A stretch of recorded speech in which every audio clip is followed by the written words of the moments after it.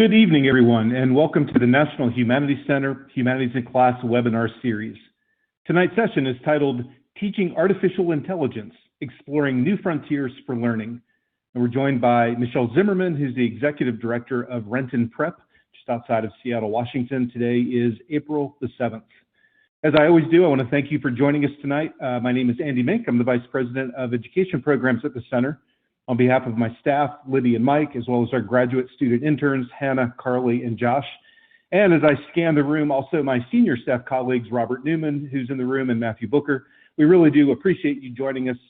For many of you, this is spring break. For others, you've just shut the door on your classroom and asked your kids to go home. Others of you are joining us late at night if you're at an international location. We do appreciate you spending time after work to do more work. That is, to engage in a conversation that is meaningful around the way that the humanities can help us understand the world that we live in. In particular, I want to welcome some of our new guests tonight. I see Kaywin's in the room. She's joining us from Burley, Idaho. Kaywin, I'm really glad that you're able to spend time with Michelle's book and had a chance to interact with her some. Christina's joining us tonight from Brazil. It's very late there, and I'm happy that she's able to stay up. Ellen's just down the street from me in Raleigh. Nuala, is great to have you here from New York University, as well as Kylie from University of Richmond, and Becky from Northern Arizona University, one of my favorite towns, Flagstaff. Crystal, it's great to have you from the community college level, Robeson Community College, I suspect here in North Carolina. And Lena, who's joining us tonight as a representative of Stonehurst Steam Magnet Elementary School. I share that in part to also acknowledge the wide spectrum of educators and thinkers in the audience tonight, from literally the elementary level to the university level. And it's our intent to give you things to think about and engage you in a conversation around the ways that artificial intelligence might be able to impact your own teaching and learning. You've heard me describe the work that we do at the center in many different ways over the past 30-some, 40-some webinars this year. And sometimes I wonder if you imagine the fellowship class as being one that's very insulated, if not isolated. That is, the scholars, if selected, come to the center, they engage with their research and their work, they go to their private office, and they emerge later, and they've got this sort of humanities thing that they can present to the world. The truth is, it could be anything but that. It's not a singular process, things like scholarship. It's a place of conversation. It's a place of innovation. It's a place of professionals and academics and educators thinking and talking and figuring things out. And one of the ways that we do that is an annual conference. Of course, this year we are unable to do our conference at the center itself. So instead, we'll be launching a 3-week set of activities, virtual activities, around the same topic, titled In Our Image, Artificial Intelligence in the Humanities. And that begins tonight. This is our kickoff event, this webinar. We hope that you find the conversation stimulating enough that you'll consider signing up for many of the other activities.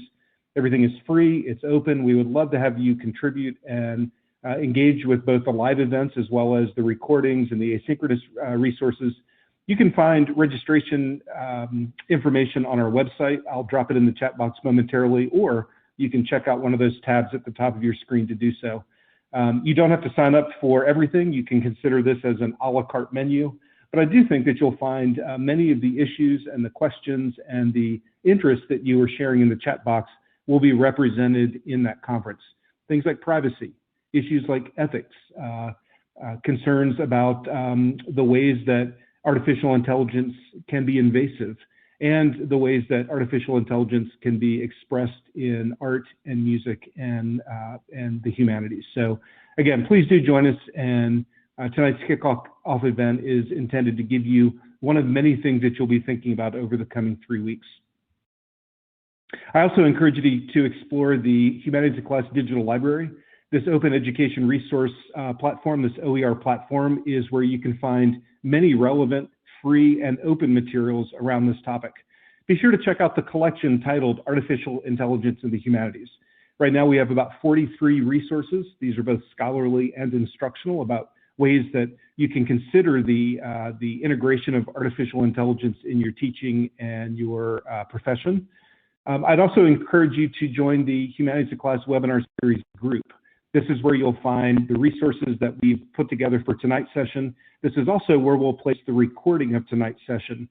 We have begun, by the way, to edit those so that you can not only get the full recording of tonight's session, but you can also get chunks. You can get shorter 10 and 12-minute topical videos.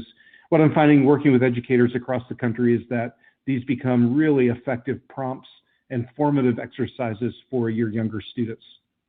You'll find in the digital library not only all of the National Humanities Center work and resources, but also contributions from over 80 other humanities organizations, all of whom have the same interest, that is, to inform and support your teaching of the humanities. Pretty hard to believe, but we only have 6 webinars left after tonight. I would encourage you to go back and take a look at our upcoming schedule, join anything that you think would be relevant and applicable to the work that you do, or just a conversation you'd like to be a part of. For the teachers in the audience, remember that each session does earn you 5 professional development credits, and you can document that through the survey at the end of each session. Or if you're getting to the end of your year and you're caught a little off guard by the PD hours that you still need, you might consider one of our online courses. Our next slate opens in May, and each of these courses does earn 35 professional development credit hours. These have been acknowledged and endorsed by 20 states, as well as the the Los Angeles School District for salary points. If the webinars, if you're kind of running out of time, or if you just have a really clear interest in any of the topics in our online courses, I would encourage you to consider signing up for one. Finally, I'd like to thank, as I always do, the contributions of our Teacher Advisory Council.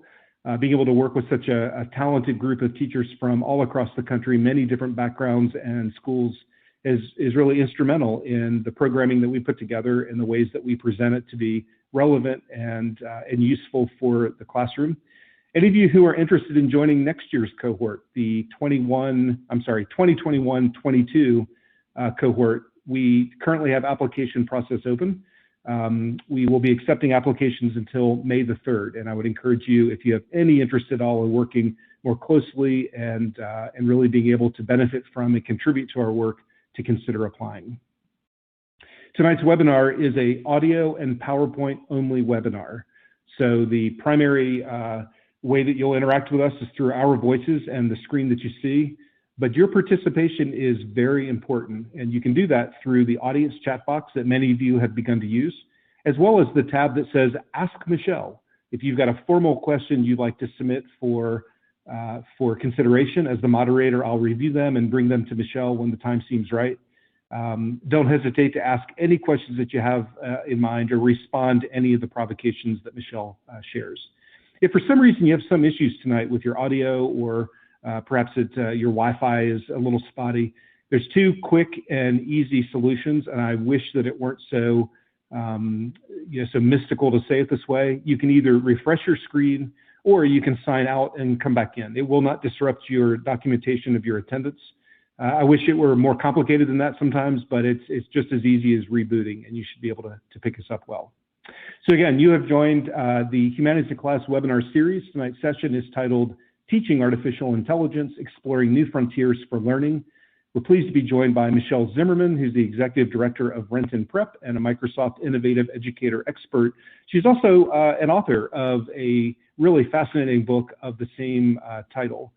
I also want to introduce and welcome Alina Hunt. Alina is a teacher at the North Carolina School of Science and Math.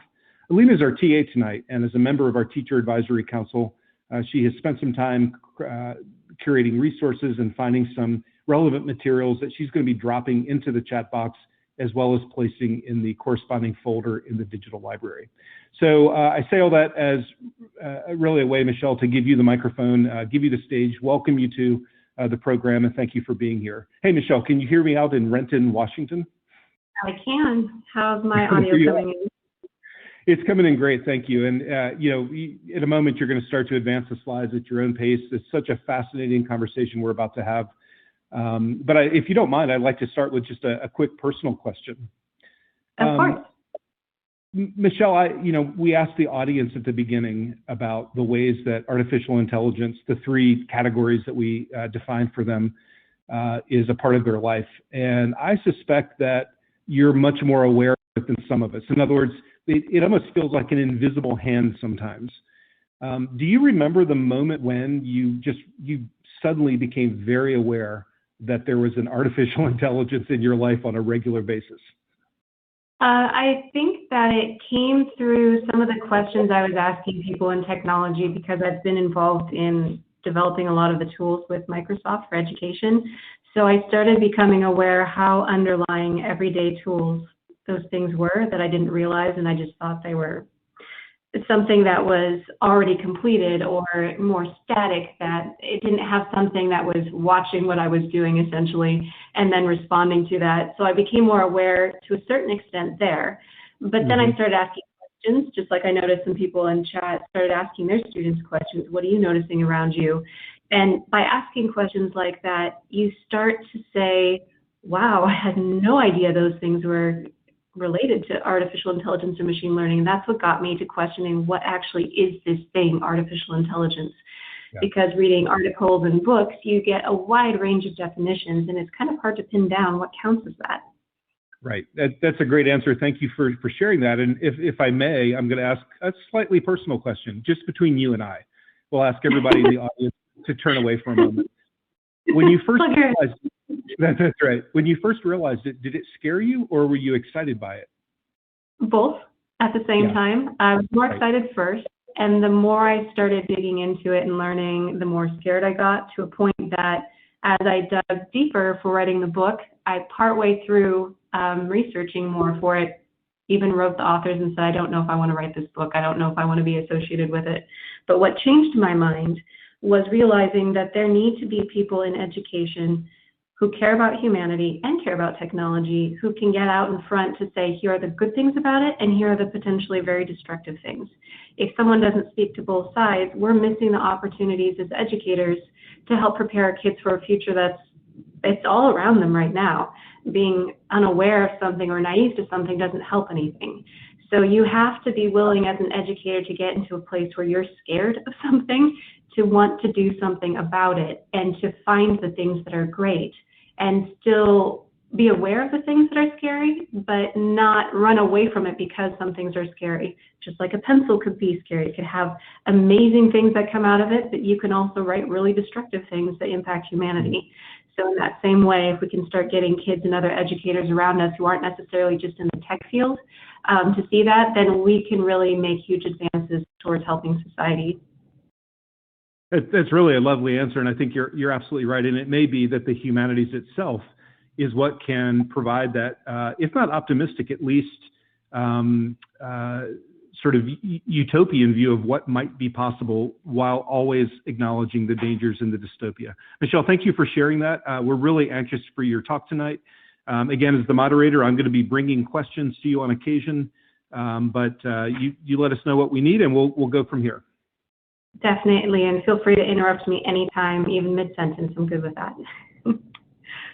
So I wanted to say one reason I was so excited about this invitation is because the majority of conversations surrounding artificial intelligence that I've been involved with have been people in the tech field, and people who are maybe either futurist or people who are on the bleeding edge. And I've heard a lot of people in the arts and humanities essentially say, well, maybe that's not relevant to my classroom yet, or maybe it's not relevant to my students. That's in the tech field. Ever since I started teaching, I was influenced actually by my mom, who's a teacher, who really wanted to draw different subjects together and see the relevance of interdisciplinary fields. So the reason this laurel leaf is here on this first image is because it gives this feeling of whether it's antiquity or history, but also nod towards Julius Caesar's Shakespeare. And I started teaching the kids Shakespeare at the same time I was really grappling with these questions about AI and humanity, and asked them, what does Julius Caesar have to do with Shakespeare? We'll get to that later, but I wanted to start with this idea of some of these older things that people go, okay, well, AI is in the future. It has something to do with futuristic things, and it really isn't relevant to things in the past or words or stories, but it very much is. I wanted to start here because this series has this line, in our image. What does it mean to have something or someone in our image? And who is the our? In this case, it's kind of this idea of flipped from what you may have seen in ancient Hebrew, if any of you have studied that or looked at linguistics.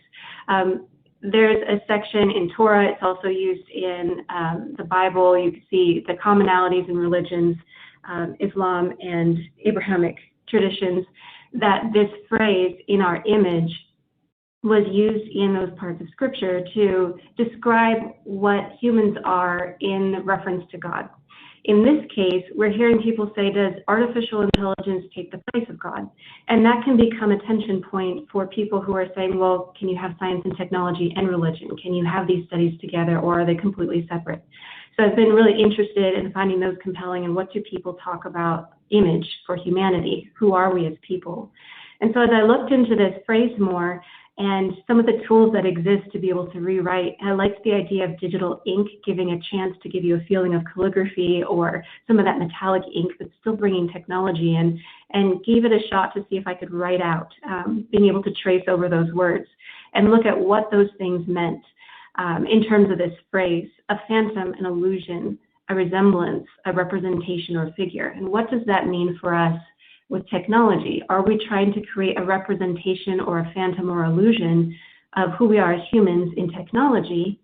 Are there people trying to replace humans with technology? Are we trying to do something that intersects with humanity and technology, like a human-computer interaction? And there are a lot of different schools of thought on this, just as there are in other domains and settings, whether it's arts or theater or history, and different perspectives. I brought this image in because I challenged my students last spring as the pandemic was going on, and a lot of tensions expressed in feelings, emotions that were raw with George Floyd, as we're coming up in a year on there, some of the tragedies, and I asked them to express something about who they are in graphic design. People ask me, what do you teach? I teach intersection of different subjects. I absolutely love sciences and math and technology and arts and education, intersecting those ideas and not just one singular subject. So I do teach graphic design and art as well. I loved this representation because it's a microphone that doesn't actually have a defined outline there, but you can see all these different faces whose eyes are closed and mouths are silent. And it brings this question about whose voices are being heard, who's speaking, what stories are being recorded, whose story is being told in history, and what does that mean to be in our image and whose image? What does that mean when we go in through looking at who we are as people? And this has all been important to me even before I looked at technology with AI in the classroom. Seattle Art Museum does a great job of trying to represent image and humanity, and this was an example of some current artists who were contrasting with white photographer who essentially said, I want to document your people before you're all extinct. And then current artists saying, we're still here, we're not extinct. So that juxtaposition, and some of the kids didn't really understand the gravity of that feeling at first, but around the corner, there was a display where you could record yourself and said, this is to record you as a human before machines take over. At some point, all humanity will become extinct, and there will be machines. This is your chance to record your voice, your story for the machines who come later after you. That got them appalled. They were like, what? Miss Zimmerman, what is going on? Are they saying we're all going to be dead?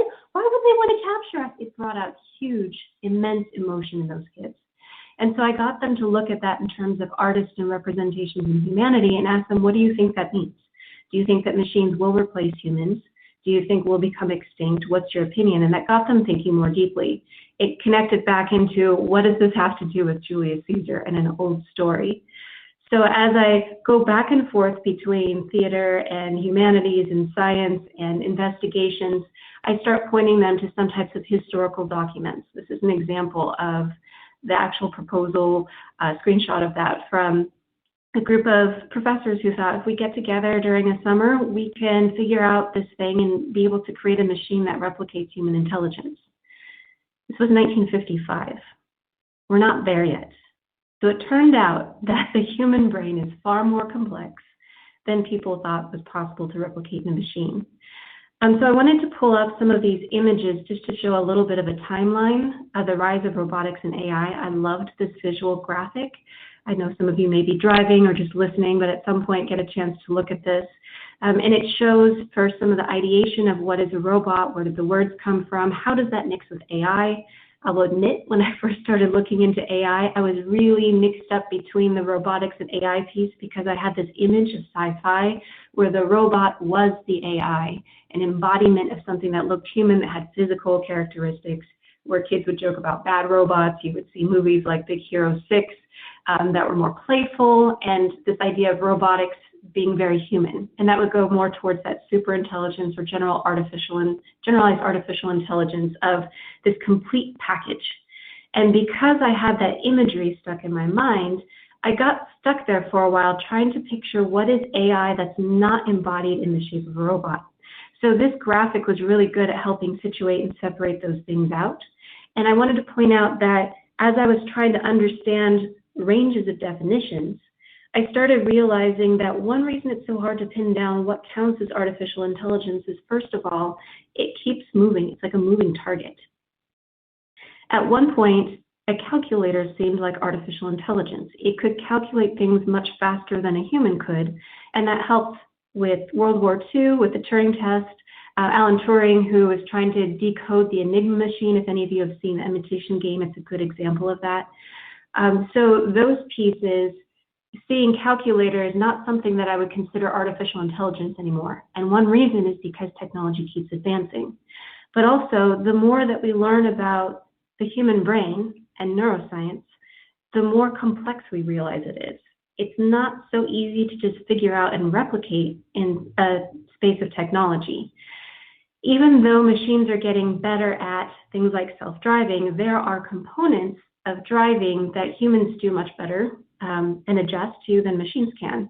Manufacturing, there are great things that robotic arms can do that don't get tired like humans do, or when we start losing attention or focus, might make mistakes in ways that machines don't. However, there are times like if a piece of cord fell and went across the machine part, a human would know to easily pick that up and just move it out of the way. A robot might not necessarily be able to figure out that's what's wrong and could stop and hold up the whole machine process. So there are different fine-tuned things that we take for granted that our brains can do and recognize and say, oh, well, that's easy, just move that, where machines don't have that capability yet. And so this just gives an overview of some of those processes, how we've gone into augmented reality, virtual reality, but those things alone aren't necessarily artificially intelligent. So we go back to this idea of what counts as intelligence. And when we think about intelligence for humans, my background is in psychology, and when I started trying to investigate the word learning, I realized how many different definitions there are for learning. You can learn by repeating something. You can learn by touching your hand on a stove and saying, ow, I'm not going to do that again. You can learn by social pressure. So when you try and even define the word learning, it's really messy and really messy to define and do studies on it. Then when you try to define intelligence, what counts as intelligence and what is it and what does it mean, that gets even harder. So the fact that it's hard to define what counts as human intelligence makes sense that it's difficult to define what counts as artificial intelligence. So I put this up because I'm speaking for a group in Colombia coming up, and I asked a friend of mine, what would you do to try to encapsulate some of this intersection between intelligence and technology, and what's something that would be iconic? And he brought this quote to me. And when he first translated it to me in English, it didn't click. It was essentially like at a firing squad, he was remembering back to the time that his father helped him learn about and see ice. And I was like, okay, so how does that relate? And this is the part where our human brains have the capacity to make connections to things that seem like they may not be related on the surface. If you gave that to a machine, it might say, irrelevant, it doesn't have anything to do with AI. But what it does do is it speaks to a depth of emotion and how emotion can trigger memory and how you can see something about learning in memory and emotion. I put this piece of ice in here. It was a photograph I took when I was traveling, and the Danube had chunks of ice in it. And you hear people say, oh, when hell freezes over, or when the Danube freezes over, as these phrases. And then when you see it in real life, it cements this image in your mind, and that struck me. So at this man's last dying day, he's thinking back to a time where his father brought him to see ice. If he was in a location that didn't typically have ice, that would be even more memorable. But it brings up this question of what literature can do, where this phrase, this opening line of a book, becomes so memorable and so deep that it can be a reflection of not only a culture and a society, but it can speak to something much deeper about learning in a way that a machine couldn't. And we see that with kids. You can have them look at a screen. They can learn about butterflies, but when they watch the process and see it in person, it's a very different kind of experience, just like splashing in a puddle. Something like this, just an image, can evoke emotion and something that radiates out. A machine could categorize this. It could determine that this is a splash, but it doesn't necessarily catch the emotion or the storytelling or the ripples that go out from it. This goes back to Andy's question about when did I first realize.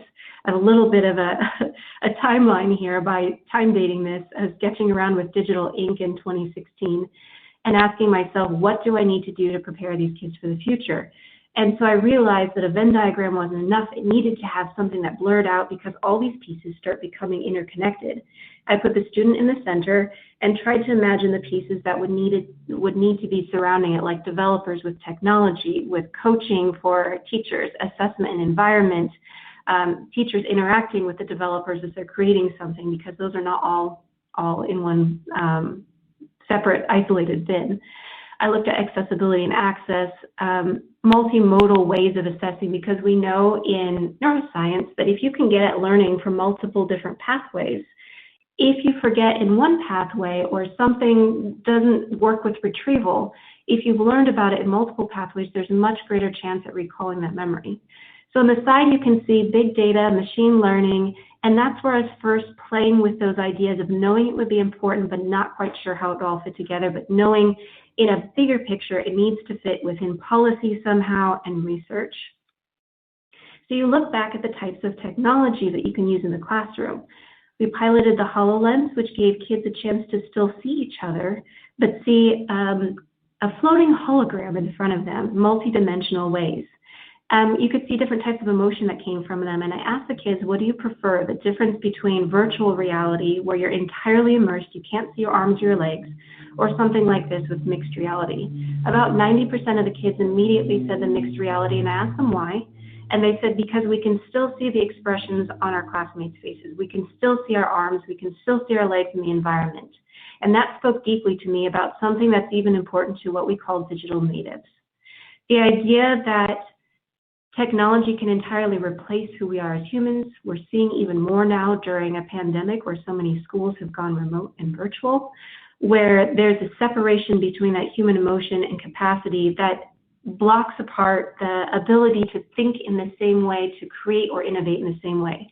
There's a video clip that I think Andy's going to play for me next. It's about 23 seconds, and it captures some of that emotion with human-computer interaction. If you can play that video right now, that would be great. I certainly will. Thank you, Michelle. We do have a few questions queuing up. I'm going to pause them, though. I'm going to wait and bring them to you in a moment.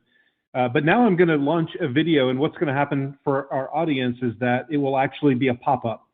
So it's a relatively short clip. It's 23 seconds. Make sure that your audio is up. You can adjust that on the audio knob just underneath the presenter's photograph. And if you have pop-ups blocked on your browser, it may not appear. And if it doesn't, no worries. You'll be able to view this afterwards. So, Michelle, I'm going to go ahead and play that first video. Great, thank you. Hey, Michelle, if you would, mute yourself as well so we don't hear the video through your microphone. Thanks.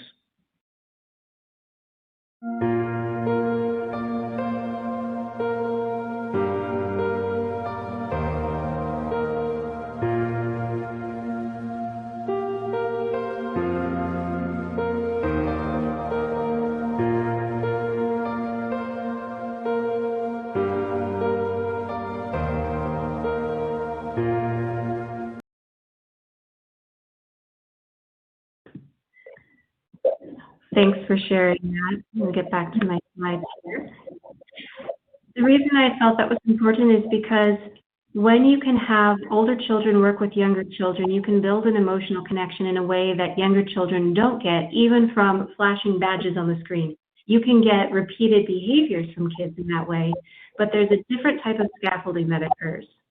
So I think that's something to keep in mind, even as we're getting really excited about what's possible with artificial intelligence or machine learning. I met Lydia Kasopoulos through Intelligence in Defense just within February, as I've been looking at how some of these pieces of technology and education can all potentially impact national security, strangely enough. And she had an article that she put together about artificial intelligence and the way people are defining it, and what does that mean in terms of emotion and in the way that we understand this phrase artificial intelligence, and is it confusing to people, or does it give a different connotation? I liked how she brought this in with learn in this article, and this is one of the readings, so feel free to look at it in more detail, but I wanted to draw attention to that there are different ways that you can perceive learning and memory and interaction, whether it has to do with hearing, seeing, interacting. And I brought this image in also to show that when you start looking for stock images of AI, you'll see a lot of robots that have Eurocentric faces. They will have white or metal that looks like it points towards Eurocentrism, and will have those faces look like they're holding a book and reading, which I find interesting because it's trying to bring some level of humanity in, at the same time separating from humanity. And then you ask yourself the question, if this is a machine and a computer, why does it need to read a separate book? Why is it not programmed? And so that brings us into a question of imagery that goes around about artificial intelligence, like this article, will robots take our children's jobs? And this is where a lot of fear starts coming in. I want to ask, are you hearing feedback? It sounds like there's a little bit of feedback coming through, possibly echo. Is that okay on this end, or is it just my end? Maybe a little bit. You know, one of the things about these national and tonight international sessions is that sometimes the gremlins and the Wi-Fi, the algorithms play with it a little bit. So I think it's okay for now, but I will let you know if not. Thanks. So this article was one of the ones that actually started to scare me a little bit, because as a teacher, I want to know how to prepare my kids for the future. And if robots or machines take on those jobs, then what does it mean for preparing them? So I started really asking those questions. I looked at what showed up in pop culture, and we see movies like WALL-E. For those of you who are familiar with it, it really speaks to this idea of humans that didn't really care about their environment, let it go to full destruction, and left the robots to clean up their mess, thinking they would float around on a spaceship cruise ship in the time being and not interact with each other, didn't have to work. Machines took it all over for them, and you can see what happens to the humans in the process. So that's an interesting one to bring in with the kids, to start asking them what would happen if a robot just took over all the things you didn't want to do. And when you look at the origins of the word robot, that it was like slave, and trying to take those things over, it starts bringing up ethical questions. This still shot is from a short video, about 10 minutes long. It's really interesting. If you haven't watched it, you can find it on YouTube. It's called The Uncanny Valley by 3Dar. And it has a plot twist, so I'm not going to give it away, but it really speaks to this idea of listening, seeing, reading, and feeling that we think of in terms of robotics and AI. And it shows what can happen when people are unaware of the technologies that exist around them, and they feel like they're just playing a video game, but it turns out to actually be operating some type of drone in another place that they're not aware of. So to be aware of even these science fiction ideas as you're talking with your students, to say what's possible for the positive and for the negative, it helps to start defining what those things look like. This photo is one of my students when we were at one of the Microsoft headquarters locations when we were visiting with some of the developers, and one of my students was like, hey, here's a robot. We were doing kickboxing at school. Let me see if I can beat it. And you'll see some of those kinds of competition come up with, am I stronger than the machine? So I wanted to bring this in as an example of some of that human-computer interaction. I got this diagram from a professor at MIT University who's exceptional in the work he's doing with AI. And he was the first one to help me really understand the situation of like the intersection of these pieces, because I was seeing definitions for machine learning, for cognitive systems, and robotics. And all of them were being used under the umbrella of artificial intelligence. So when he said, okay, get a pencil, sketch this out, and he was on the phone with me, as soon as I drew it out, I was like, okay, this makes a lot more sense. Each one of these individual domains, machine learning, cognitive systems, and robotics, are developing quite a bit, but they're not good yet at talking to each other, like the intersection of those three circles. Machine learning deals with the information world. It's really good at processing information quickly. It could be data, it could be mathematics, it could be finding keywords and things. Cognitive systems with the human world, so interacting with that kind of human space. That could be like Cortana. Someone mentioned that in the chat earlier. Robotics interacting with the physical world. It could be like manufacturing and machines.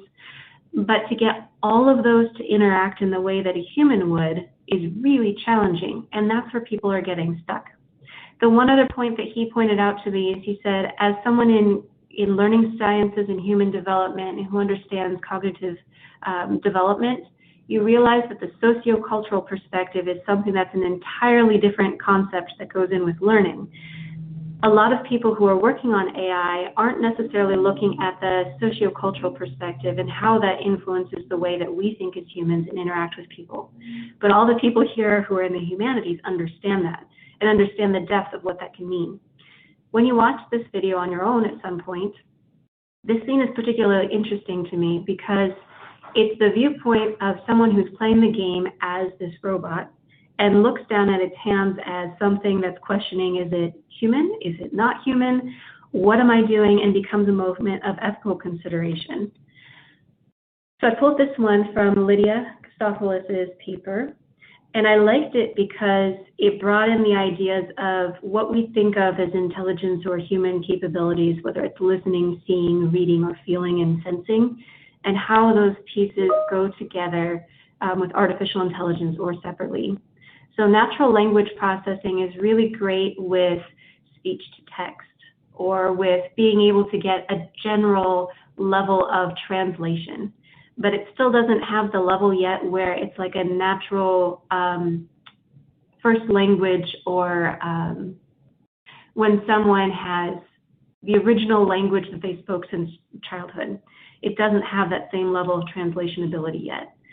Voice recognition is getting better, but it's still missing out on different types of accents or dialects. There's still things that it has difficulty depending on the types of data that come in. The predominant group that speaks into it to train the machines to recognize those things will be recognized more quickly. Seeing with computer vision, I tested out some things just last night. The circular shape diagram, I'll go back up here for a moment. When I used the app on my phone that reads different languages, I have this diagram written also in Spanish.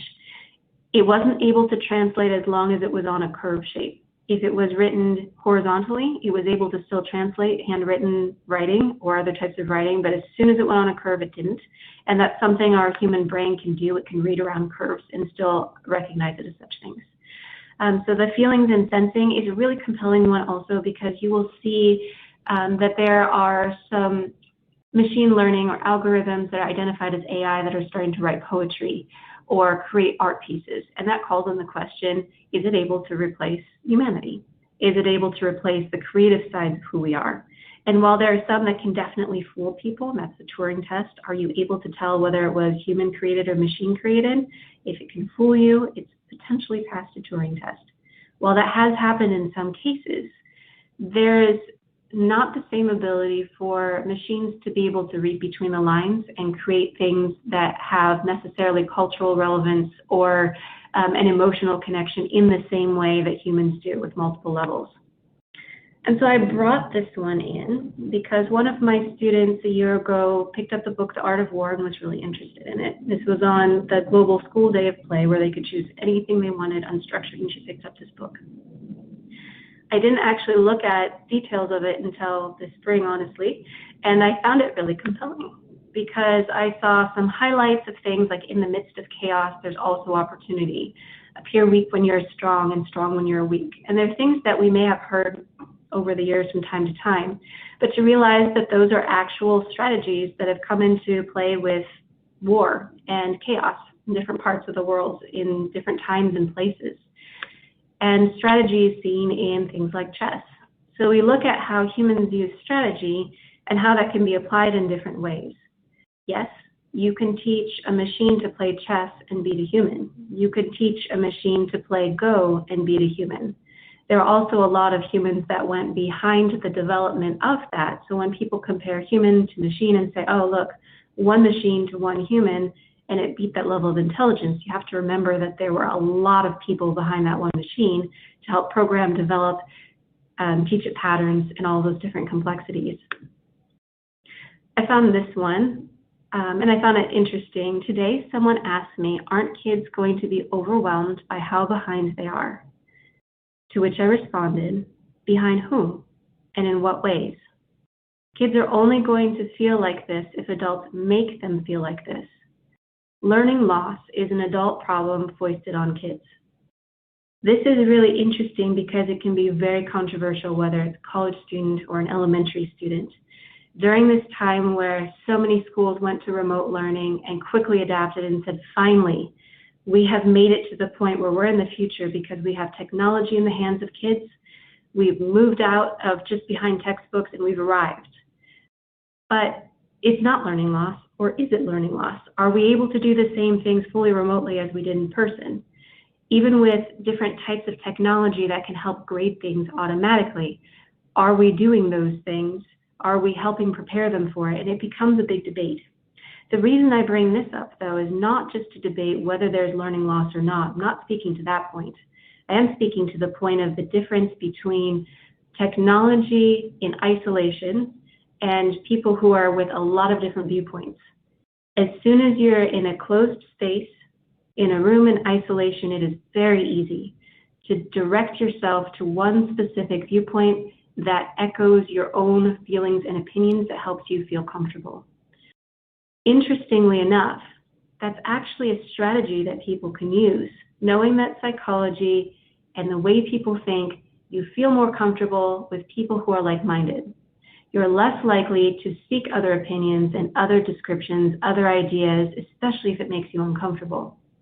So in a time like this, where people are in isolation in different ways with more technology, it could be a very easy strategy to have plans that start bringing people to look at a specific idea or opinion or perspective without them actually being aware that they're being surrounded by those ideas.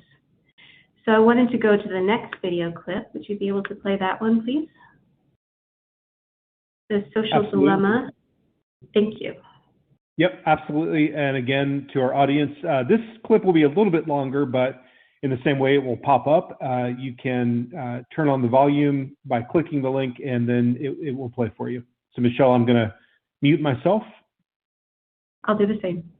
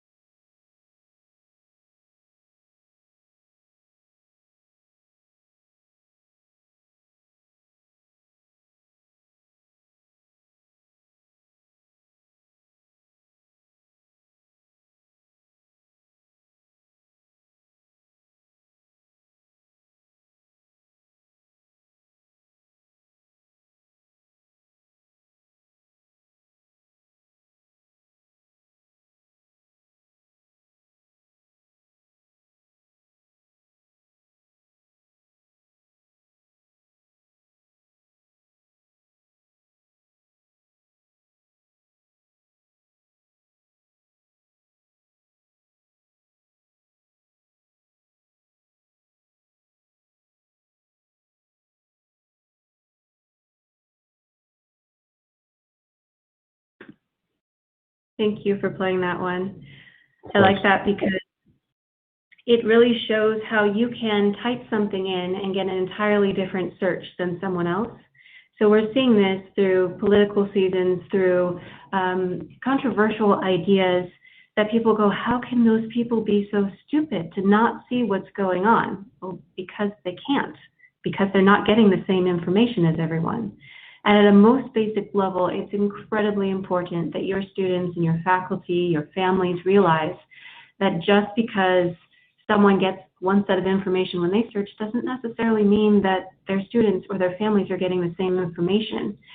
And what I've learned, just especially since this February, as I've been talking with people in intelligence and defense, is that that actually becomes a strategy. It's a way that you can start to polarize people without them realizing it. And if you can get people to polarize to the extent that they turn on each other and attack each other, you can really start to destabilize things. It happens within education as people are going through debates. It happens with the ideas of vaccines. It happens with the ideas of different medical advancements. Some people get information that other people don't. And that is part of what happens with artificial intelligence, with algorithms. And if one goal is to amplify emotion, you can amplify, you can get people coming back. If you can get people coming back, you get more views. And if that's one of the goals, achieve that strategy. In a little bit darker, also happen when people rely too much on artificial intelligence over human intelligence. You can hope that, yes, with really quick mining of data and details, maybe we can solve cancer. But we're starting to find out that even with the types of skills, I should say, ability that technology has, it doesn't have the same eye or the way to connect pieces in the ways that human brains have the capability of doing. And so we could miss important things by assuming or relying too much on technology, assuming that it can find the answers. Just like this is an example of an article that said it didn't really work in the same way as researchers or medical professionals who were scouring through data to look for patterns. I spoke with Roger Schenk recently, within February, to ask some of the updated ideas from this article. And it was one of the ones I came across when I was researching for the book. I found it interesting because he brought out a song that he said was clearly known by him and his peers as an anti-war protest song. But when you gave a whole series of songs to artificial intelligence to read through and understand and say, what was the summary, what was the basic idea of this?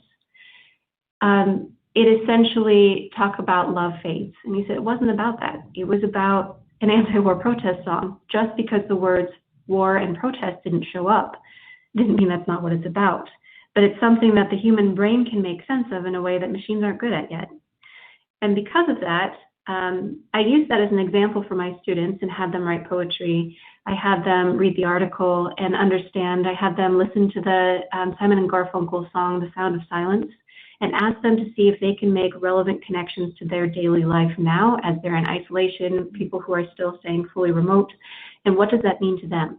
The depth that came out of that was fascinating because it's a current generation with a song that was in the 60s, in a way that they created something new in poetry that got at a concept of humanity, emotion, and something that would not be replicated in the same way had it been a machine that created that poem based on the poetry in that song. So I think that this is really important to keep in mind as we're moving forward, not just because of strategy, not just because of helping to develop the way that our brains think. I'll go back to that image that talked about will robots take away our children's jobs. What became really compelling in all of this to me is that where machines are able to do repetitive tasks really well, they're able to find patterns, they're able to find different types of information where humans be exhausted or fall asleep. Kids and adults have the capacity to find connections across dissimilar domains and create and innovate in a different way or find solutions. Why is that important? Because as warfare changes, as the way that we communicate with different countries changes, as we try and build unity as opposed to division, you need to be able to see the differences and similarities and find the intersections across different pieces. We know that warfare keeps changing, and this is part of humanities, of looking at history and looking at Julius Caesar and what we learned about humanity through the way that Shakespeare talked about war and power and politics. There are things right now that are virtual warfare. There are types of warfare that can mess with people's minds, like psychological warfare, by dropping in an idea or a concept that becomes controversial to get people to get distracted from the actual goal, where there may not actually be different types of weapons that we know as weapons, but people start weaponizing each other. There was someone who put a comment before this started asking about, is there validity to some groups in different countries starting to use identity or to create different profiles or to cyber hack? Yes, it is. I've been talking with people in intelligence and defense who have been verifying that, giving me specific examples, pointing me to these ideas. And even though it may not be a bomb that drops on someone's house in the way that we expected, and even just last year in January, people said, oh no, it's going to be World War III, and then people were relieved that it didn't take the form of war that we knew. But at the same time, there are different types of psychological warfare that exist right now, and the types of AI that can surround media searches or like YouTube videos that it draws you to. Those types of things can amplify the way that we interact with each other without having to ever have someone come in and invade. I brought this example up from an educator group during the pandemic, and it says, check your facts. This group is highly sensitive and potentially adversely impacted by false information. Here was my concern. If educators aren't aware of these things going on and how algorithms can help amplify them, how are educators going to help lead and guide children to know to use critical thinking to sift through information themselves? How are teachers going to know to be aware to separate themselves from that? And emotion is important, but to not get so emotional that they'll remove themselves from looking at evidence or facts along the way. We can do this by helping teach kids through things like theater, through history, through looking at repetition of what happens through psychology and social cultural context. So this idea of that image, the diagram that I showed earlier, I've overlaid here with where does sociocultural perspective fit in to a discussion on artificial intelligence. There was a joke that he made also that AI could mean almost integrated, that these pieces aren't integrated yet, that they're good in each one of those individual circle domains, but not intersected yet. And until we understand the social cultural perspective and the incredible benefit it can have by helping direct people to something that can help advance humanity, it can also be an incredibly beneficial strategy to destruct humanity, to destruct democracy. And so what I'm interested in doing now is looking at different cultures, how they see innovation, some of the innovations that they had at the time, and then finding commonalities to decrease the sense of otherness as I'm talking with students and talking with people around the world. This little piece on the side is a photo I took in Croatia, and it was an innovation at the time because as merchants were coming in and out, they had different measurements. So when they were trading goods or the amounts of something, whether it was fabrics or other lengths, they created this in the stone so you had a common measurement. People look now like, what's the big deal with that? But it was a big deal to try and unite different countries to decrease arguments. So things like that, and looking at old books that people say, what's the relevance for today? There are ideas about concepts in humanity and who are we in our image, and how do we help teach technology to use the things that we value to make sure people's voices are present and not left out. You can have a whole set of data that only focuses on one perspective, entirely leaves out another, and increases marginalization so far, equity gaps so deep, that by the time people realize what's happened, it makes it even harder to try and right those equity gaps. So things that you can do as teachers, this is from that art exhibit I showed initially, having kids really start to look at what people have valued in different cultures. Have them look at them, pay attention to look at the lines and details, research them, use technology to find that information. The piece on the side is a screenshot from a mobile device with a tool called Sway. It uses machine learning algorithms to help design so the kids can focus on the details of the content and the culture and the ideas so that it creates something that looks like it's polished and usable at any moment along the way. You can rearrange them like note cards, but it does the design features for you. Some people have pushed back and said, well, what happens if kids lose the ability to design then?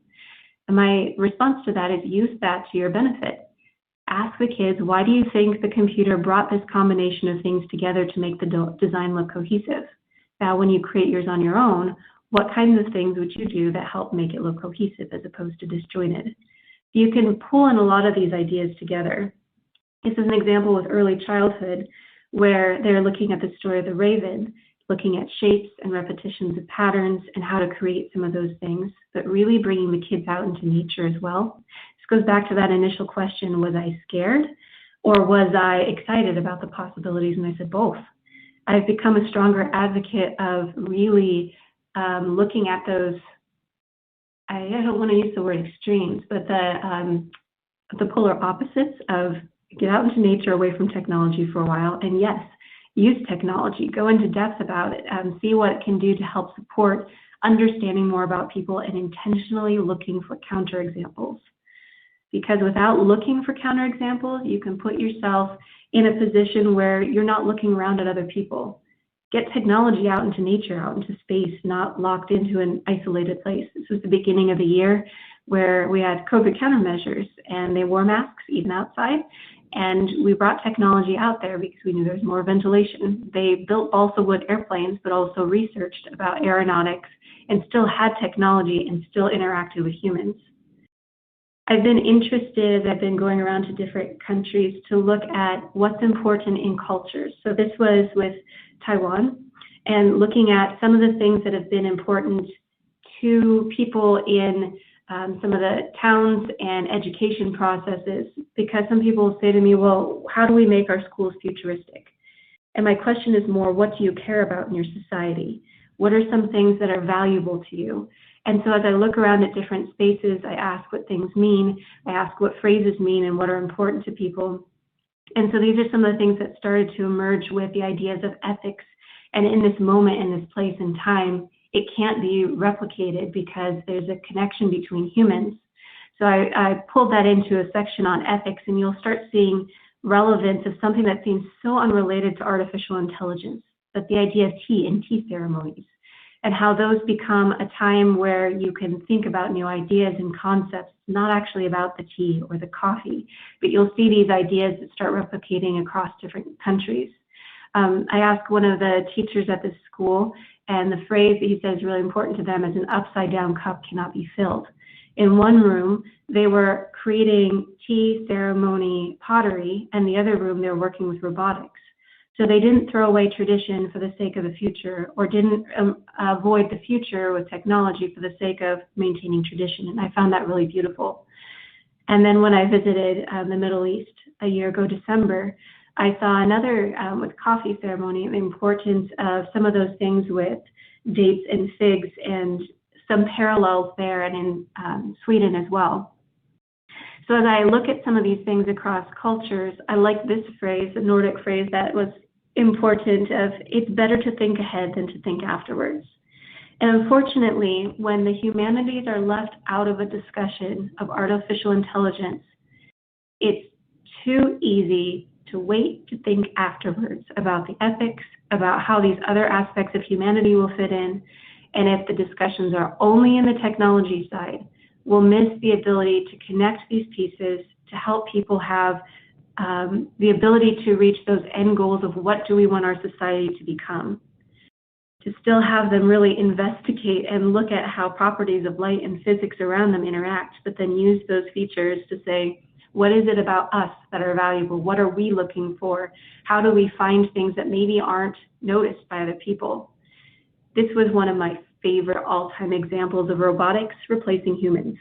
There are times I fully agree robots should replace humans. And this was when I found out about the camel races and how important those are, and I visited in person to see it for myself. Those are little robot jockeys. And for quite a while, there were children who were children who were the jockeys for the races. And there were a group of very brilliant people who figured out that you can have robot jockeys who are a lot lighter weight, and that reduced a lot of problems that were going on behind the scenes and undercover that ultimately kept children more safe. And I found that as one of the most beautiful designs where, of all the places I've gone, where a robot could replace a human, and I loved it. At the same time, there's still an emphasis on calligraphy and parts of culture that are important, and I loved that bringing that into a book in another translation still kept those elements of calligraphy in. There are times in life, just like goals repair in Japan, where there are things that will break. The technology won't work. There are things that we could not anticipate when building a like button for Facebook or create an algorithm to match what we hoped people would see. That would be used as a strategy to create destruction. But instead of hiding those things and avoiding them, by filling those in with gold and highlighting that broken part as part of the history of our progress of human and computer interaction, there's a chance that it can be part of a bigger story. And I love this because as we look at different types of glazes on pottery, we can look at the details of bubbles. We had a whole study of bubbles this year in August from early childhood up through high school. It's something so simple and innocuous. You hear people say, well, I don't want to burst your bubble, but to have kids really observe the colors and what's going on in those moments, and then use computers and technology to find out how scientists are helping the environment with bubbles. That tiny bubbles under a ship may be the secret to reducing fuel consumption. Who would have thought? That there are so many different things with sciences and technology that can be beneficial, and using artificial intelligence to help the environment. There are whole videos on how those kinds of computer vision are helping researchers find things in kelp forests to endangered species, and to get kids excited about those possibilities. Absolutely amazing. And those are times that I get excited about what's possible. Shout out to Brazil. One of my students created this as an art piece. We had a group of educators visit our school from Brazil, and one of the things I want my students to do is learn about the culture of the location, about education from the people who are coming to visit our school, and create an art representation as a gift to give. And so I started thinking more about not only painting as arts, but humanities with history and dance. And capoeira, I learned when I was in a dance class that it became a hidden form of a type of martial arts when people were suppressed and didn't have the opportunity to continue to fight, that disguising it as a type of dance helps them to be able to carry on strength training and then carry it on to become part of an artistic tradition as well with dance.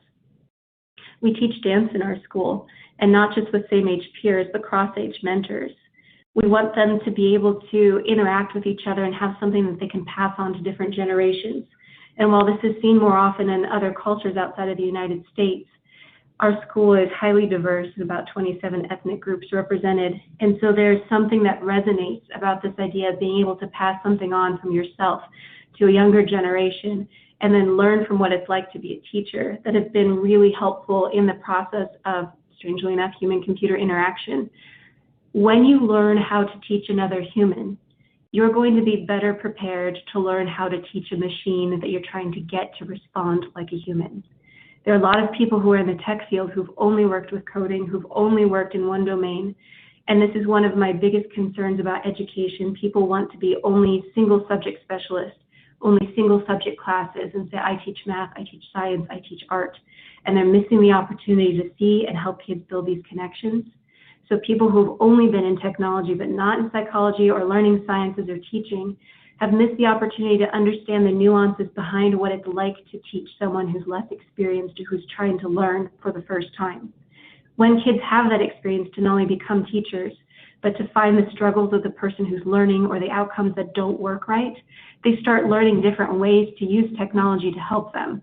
This is an example of a student who used technology to not only use algorithms that helps them find types of dance that would help them teach better, but also to diagram, like you would do football plays, of where the kids would be standing, how they created the choreography to teach someone else.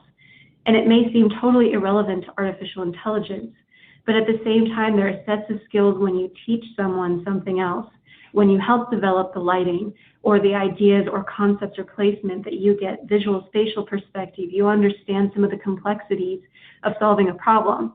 And when you transfer that over into a technology space, you start realizing the complexities of problems in the world that you're trying to help others solve. AI is used in theater and arts. It's used in strategies in war. It's used in trying to determine if a fighter pilot should have AI or if it should be human. There are so many different things that will be necessary for kids in your class, whether they're pre-kindergarten or college students, to be prepared for the future. I liked this line about all the world's a stage and we're merely players. It's one of the reasons I started each of the chapters in the book like a play. I wanted to shake things up because I knew that people would be expecting a book on artificial intelligence to be about coding, and I wanted people to realize how important the intersection of these things are. So we go back to the question of what does Julius Caesar have to do with AI? And I really got them to think about this quote, about the fault in our stars. Fault is not in our stars, but in us, that we're underlings. Ask them, what does it mean to be an underling? What does it mean to be possibly unaware of some things? Is it fate? Do we have choice in how our life goes? What happens next?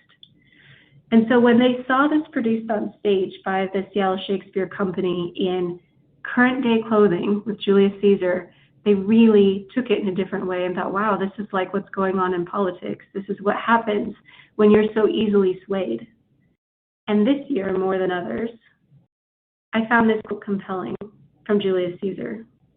And when the drums of war have reached a fever pitch, and the blood boils with hate, and the mind is closed, the leader will have no need in seizing the rights of the citizenry. Rather, the citizenry, infused with fear and blinded by patriotism, will offer up all of their rights unto the leader and do it gladly so. We look at things like this. They're just fun. You can replace your face with an actor's face, and you can have your moment on the stage. When we're all in isolation and we wonder if anyone sees us, swap your face with someone else's. All the world's a stage, but now it's digital, and more people get to see it. But what happens when we don't know where our face data is going? We don't know how it's being used. For people who are in the United States, it's easy to think about freedoms, how we view it from our perspective, how privacy may be important to us, but not realize that there are different places that have different views and viewpoints on what counts as private and what counts as data. There are other ways of finding and building data collections really quickly, but people will just click on apps and say, oh, this is fun, I'll just click it and accept the terms and conditions without realizing what they're giving away. A question came up earlier about face recognition. There are amazing things with face recognition that can happen that can help educators potentially understand more about children, understand what's going on. But at the same time, if we rely on something like that, I've had so many students who have a flat affect on their face and look down at their desk, but are completely engaged. They may be quiet, but you'll hear something really profound come from them. But if an algorithm looked at that and read looking down at the desk and not reacting as disengaged, and it just graded someone, that could be negative. On the same side, there are different places that are using facial recognition to alter human behavior so that it aligns with what is expected from the government. That's something that a lot of people in the United States would not agree with. And so different types of facial recognition can meet end goals of different countries or governments, but not be what other groups find as ethical. This is an example of how facial recognition can be great for getting in without passwords, because it's really hard to remember passwords and they get annoying. But at the same time, there are ways who people are finding out how to crack codes of face recognition. I mentioned this a little bit earlier about the idea of different types of warfare. And while we didn't have bombs dropping on our houses, there were Zoom bombing things that were happening to remote classrooms where there are different types of security, whether it was inappropriate images that came up or stealing data. Those things may seem innocuous at a basic level, but it can also make a huge impact in the long run in ways that we're not even fully capable of understanding yet. And the reason I'm concerned with this is because now more than ever in history, there have been times people have been isolated, but not with the power of technology the way that we have, with the lack of knowledge of what these things can do. And so amid these times that people have been really trying to jump into technology and jump into the future without realizing the capability, we're seeing huge amounts of psychological and mental health considerations that have come up. So those things are things to keep aware of and alert. That some psychologists now are saying we don't understand why there is such a huge suicide rate increases, why teachers are at their breaking point, but also realizing that all it takes is a fake profile of someone who doesn't even live in the same location, can pose as someone else, and start little mental attacks that start wearing away at people, and people will jump on the bandwagon and start amplifying those ideas. It doesn't take much, and that can add to a huge level of pressure on people, whether it's teens or teachers.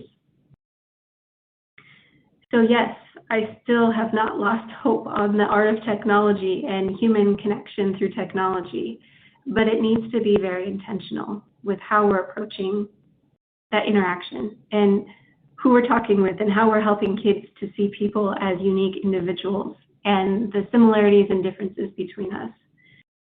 And one of those ways I do, as I mentioned, I have kids learn more about the cultures around them. In computer science and technology and coding, there's a concept of, I'm blanking on the word, sorry about that, of abstraction. We see abstraction in art, but we also see abstraction in computer science. So the humanities can do a great job of helping kids learn the concept of abstraction and being able to take a complex idea and simplify it. Those are things that our human brains have the capability of doing in ways that machines are not good at. So to help kids have the best possible chance to not be replaced by machines, what we can do is help build the skills in them that machines are not good at yet.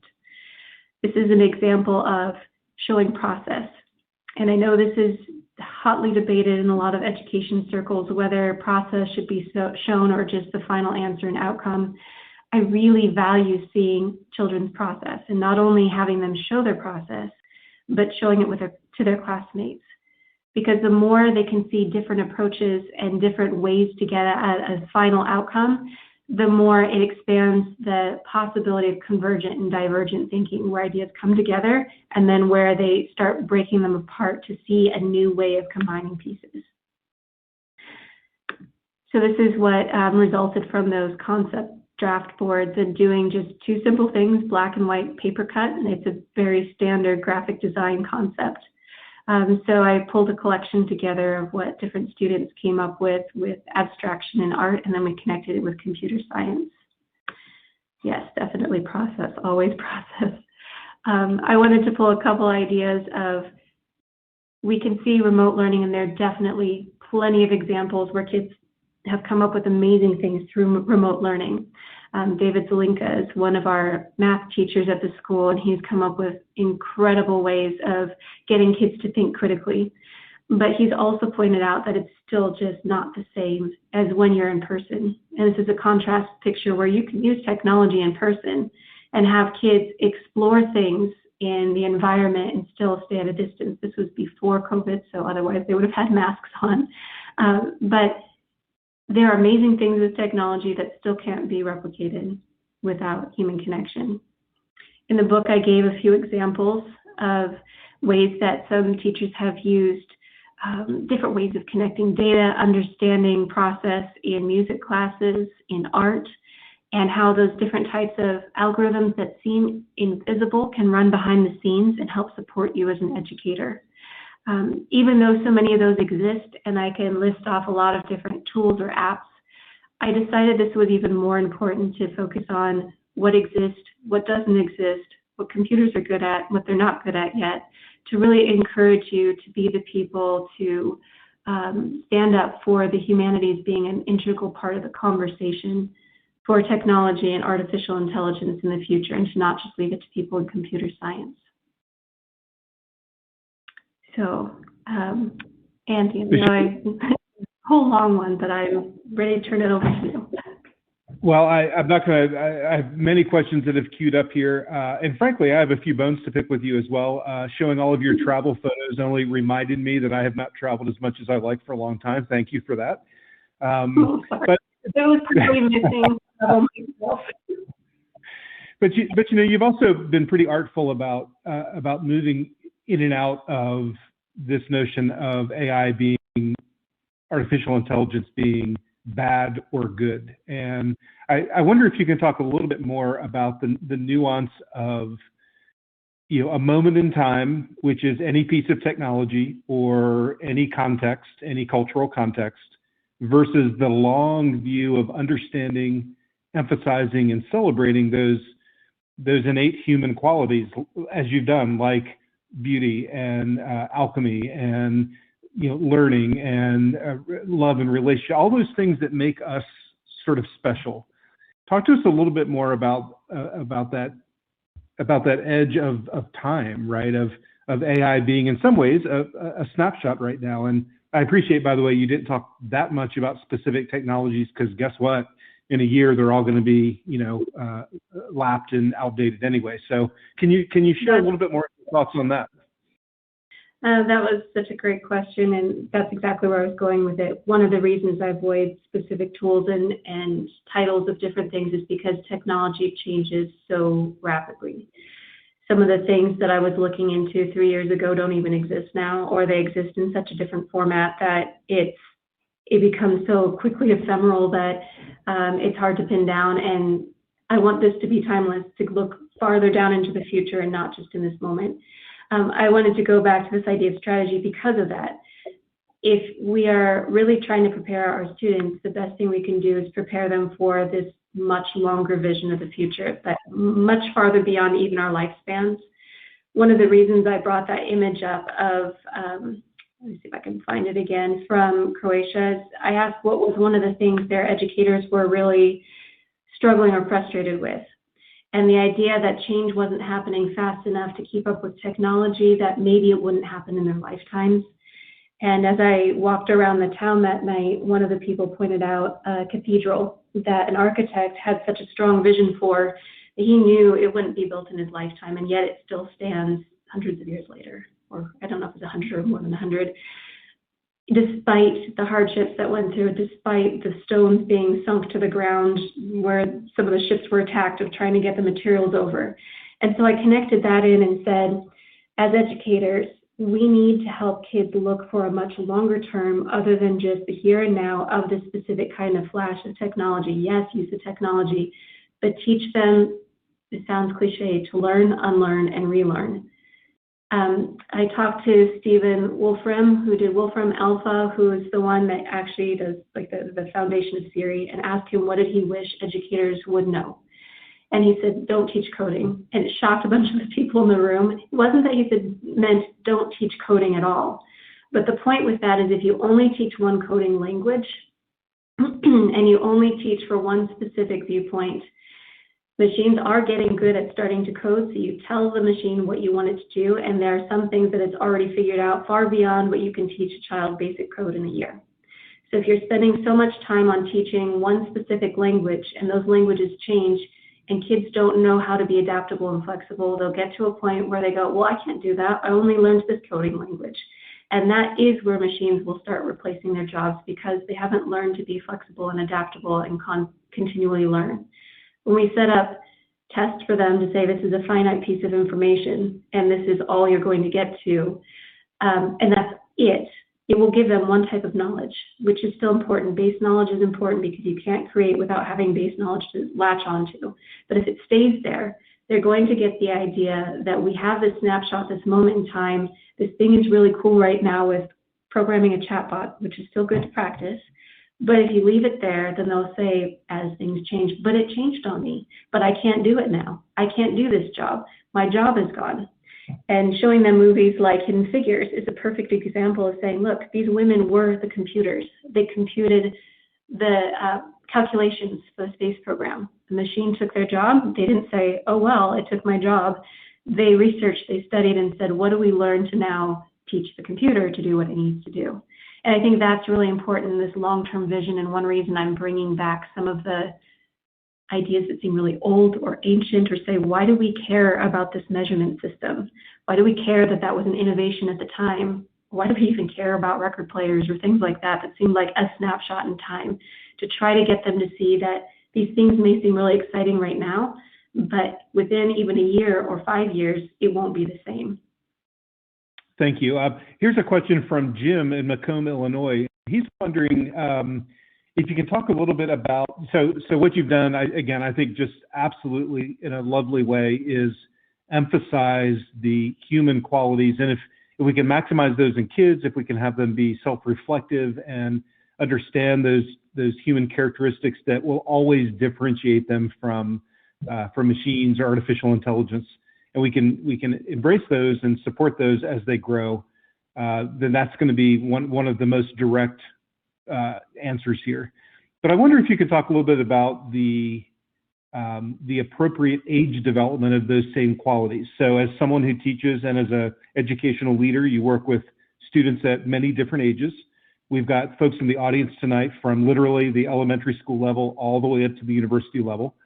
Those human qualities develop differently in people as they get older. So do you make any kind of distinction in an elementary versus a middle versus a high school versus a university level student as you apply these thoughts? At some levels, yes, and at some levels there are parallels between teaching a young child to be flexible and teaching an adult to be flexible. I would say it's harder to teach an adult to be flexible and adaptable than it is a child. I'll give an example that my mom uses with early childhood. Some kids are from families or households that have really tight schedules. There's nothing that will go outside of that schedule, and you'll see that paralleled in schoolwork, where it must be in a specific order and it must be in isolation. And if there's anything out of place, it feels really uncomfortable. And then you'll see other kids who have families where there's no schedule, and if any type of schedule confines them, it feels like they're being contained and confined.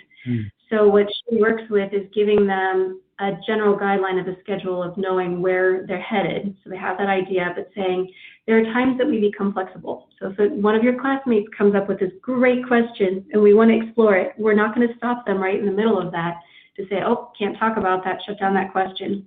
And she'll use a meter stick that's made out of metal, and she bends it and says, this is flexible.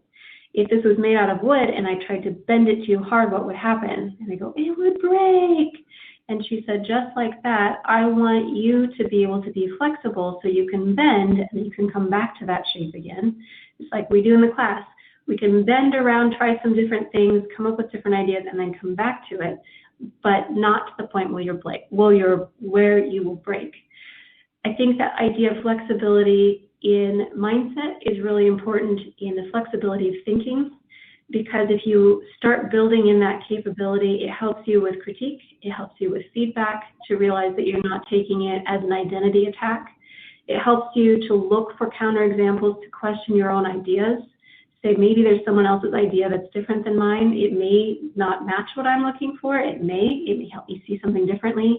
And that's where a lot of adults, including teachers, get stuck, because if there's a way you've done it for a really long time and another way comes up, sometimes it can feel like an attack on an identity, like, am I not a good teacher if this is something different? Or I only teach this one specific subject. If you ask me to teach art, I'm going to break and fall apart because that's not my area of specialty. I don't know all the answers.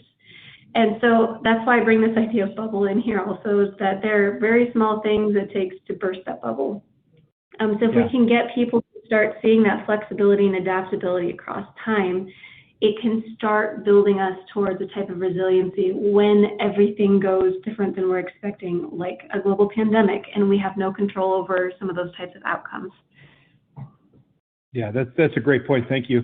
This question comes from Robert. Robert's joining us from North Carolina State University. He actually shared a statement. I'm going to rephrase it a little bit, Robert, with apologies, to make it a question, or at least to invite you, Michelle, to respond to it. Oftentimes as educators, we wind up unteaching some of the misconceptions that students have, or the perceived understandings they have. He's wondering if it wouldn't be important for students of all ages to be shown and taught and exposed to the limitations and the errors of many of these technologies, including social media. Would it be helpful to show them how the systems fail as a way of removing that magic, that sort of mysticism of how these various technologies work? Would you respond to that? That is so good. Yes, and yes. That's one of the things that I want to do with my students, and I want them to see in myself. That's why I brought in this idea of gold repair. It actually came from one of the days we had a group visiting our school, and they were watching a STEM project, and it completely fell apart every possible way. We could have just said we're totally embarrassed by this, the technology didn't work, we're supposed to showcase this. But instead I asked my high school students who actually weren't in the room at the time, what do you think went wrong? Here's the scenario. They were able to pick out the exact things that went wrong because we had so many different experiences where I have them highlight things that go wrong and why. When I have them create process videos, they're required to include what went wrong in their own process and what they would do differently next time to try and demystify that and to try and remove the sense of shame or guilt if something failed and to really make that public. I want them to see that in themselves. I want them to see it in myself. And then I also want them to see it in people who are developing technologies so it doesn't become so much of a god that it's like, well, the technology said it, it must be true. The technology did it, so that must be the final answer. Or this Scantron graded it this way, so there's no other possible solution. I think it's absolutely essential, and I'm actually doing that right now. That's part of what I've been investigating in February with the idea of psychological warfare and different types of technology systems. I'm actually looking at it with COVID vaccines. I received a vaccine myself because I think vaccines are important. I think that the science behind it and data, but I'm in the process finding parts of the systems that aren't working, including chatbots that are there to support medical treatment. And it's fascinating for me to see this intersection of healthcare and technology in a way that I'd not experienced it personally. And I'm trying to find the careful way of demystifying some of those pieces without it looking like I'm saying these things are bad. They're not. They're just not there yet or developed there. So I think it's crucial for adults, children, researchers to be transparent about these things that are failing and not working, so that we can say, yes, it's good at these things, but it's not there yet. We're not at generalized artificial intelligence. It doesn't carry the weight of a human. It still needs these things, or however. But that was excellent. Thanks for bringing that up. Great. I've got one last question for you. This question comes from Jacob, who is in Santa Cruz tonight. So you've used, I've noticed actually that you've used the suffix yet many times tonight. Yeah. What is your understanding of the ways that AI developers or the way that AI is developing might get closer to approaching some of the shortcomings or some of the ways that you've described it tonight as not being quite up to where humans are yet? Tell us more about the word yet. I use it somewhat as I would say, academic hedge in some cases, to realize that there are things that may exist undercover, NDA, that I haven't seen yet and don't want to make a claim that it doesn't exist, first of all. Second of all, there are things that are rapidly developing that I believe could be developed in the future. As I talk to people who have been working in AI since the 1960s and specifically questioned about this, because some people speak of a singularity where at one point either machines will take over humanity, or you won't be able to tell the difference between humans and machines because they're so intertwined. Like we're getting joint and hip replacements or heart monitors, pacing, things like that, things embedded in humans. So there's this one school of thought that thinks it'll get to that point. As I talk to the people who've been working in the 60s, since the 60s, the most common response is that it will either be more around 100 years or not actually be able to happen.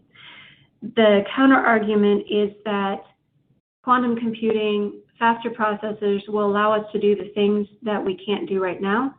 The counter argument to that is it's not just about processing speed, it's about the complexity of all the things fitting together. And the more we learn about the human brain, the harder it gets to try and replicate what we thought we would be able to just do simply. So my word yet goes in two different directions. One is a buffer in the event something exists that I don't know exists out there. The other, that it could exist at some point.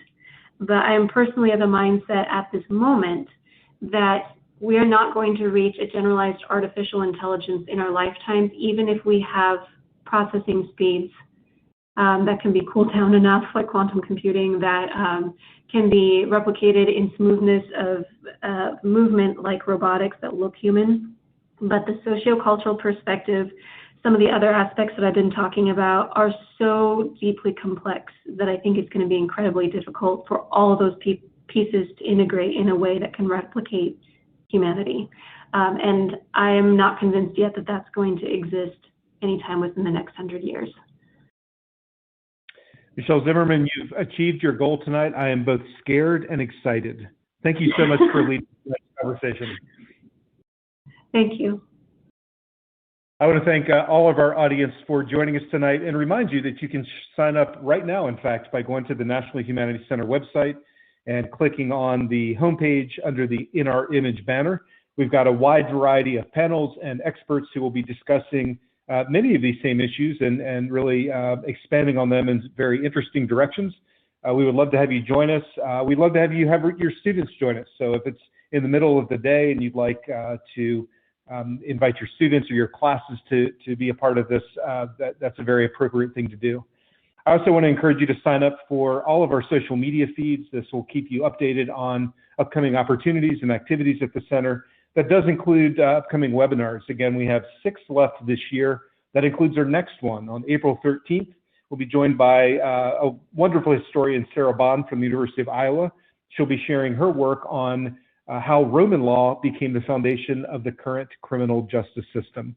Thank you again, everyone, for joining. Have a great day at school tomorrow, whether you're in person or hybrid or blended. We hope to see you next time with the Humanities in Class webinar series. Good night, everyone.